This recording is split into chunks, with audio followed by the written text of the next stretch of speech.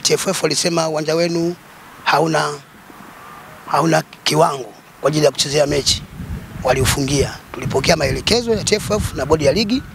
Sasa hivi uwanja wetu umekamilika. Kama unavyoona asilimia zaidi ya 100.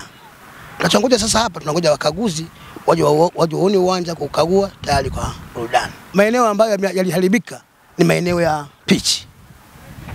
Watu wa TFF wanaangalia sana pitch. Kwa hiyo maeneo makubwa ambayo yaliharibika kabisa ni pitch.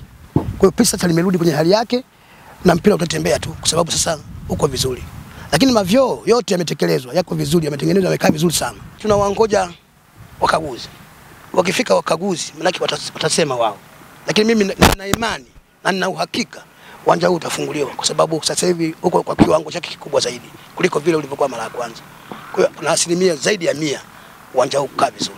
Kwa kweli ni washukuru sana wadau walio support kwa mpaka kufikia hali hii. Kwa sababu wadau ni nguvu moja.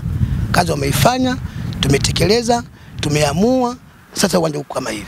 Hili tunawapongeza sana kwa hii jitihada kubwa ambazo wamefanya kuhakikisha kwamba pichi inakaa vizuri. Tumekuwa tuliathirika, tumecheza michezo miwili nje ya jiji la Mbeya ama nje ya uwanja wa Sokoine. Tumecheza mchezo dhidi ya Tanzania Prisons kwenye uwanja wa KMC Complex, tukacheza mchezo dhidi ya JKT Tanzania kwenye uwanja wa KMC.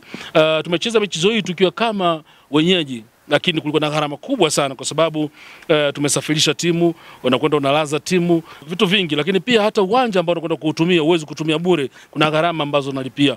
Kiukweli zilikuwa zimeumiza. Endapo wakaguzi watakuja kukagua uwanja huu kwa kile ambacho tumekifanya CCM na kurejesha ligi kuu ya soka Tanzania bara kwenye dimba kubwa la Sokoine, na sisi tutafanya tucheze uwanja huu, kutakwenda kutufanya tuwe na fursa nzuri ya pesa ambayo tulikuwa tukiitumia gharama kubwa ambazo tutumia tuweze kuondokana nazo na kufanya mambo mengine ambayo yatakwenda kuboresha timu yetu katika siku za usoni. Kwa hiyo kwa hili pia naamini kabisa sasa niwaambie tu mashabiki, endapo wakaguzi kutoka mamlaka ya soka nchi hii watakuja kukagua uwanja huu, basi timu yao inarejea karibu yao ili waweze kupata kile ambacho wanakihitaji.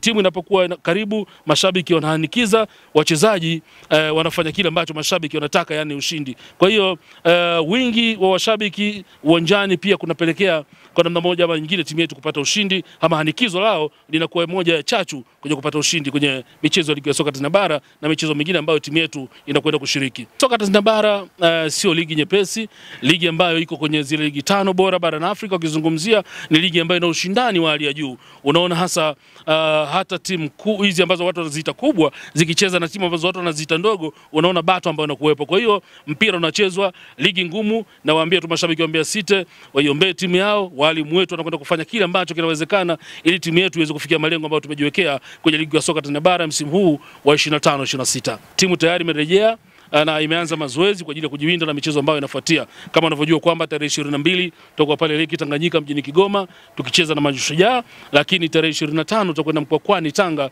kucheza na Coastal Union ya Tanga, na tarehe 28 tutarejea hapa kucheza na Namungo inshallah, uwanja huu ukishathibitishwa na wanatoa mamlaka ya kandanda hapa nchini. Lakini pia tuna timu yetu ya under 20, ligi ya under 20 inaanza, na mchezo wetu wa kwanza tutacheza nyumbani dhidi ya Namungo siku ya Jumanne tarehe 11. Kwa hiyo ni waalike mashabiki waje kwa wingi kushuhudia hasa timu yetu kicheza hapa nyumbani, na kama unavyojua timu hii ya vijana ndio ujenzi ama msingi wa kujenga timu ya wakubwa.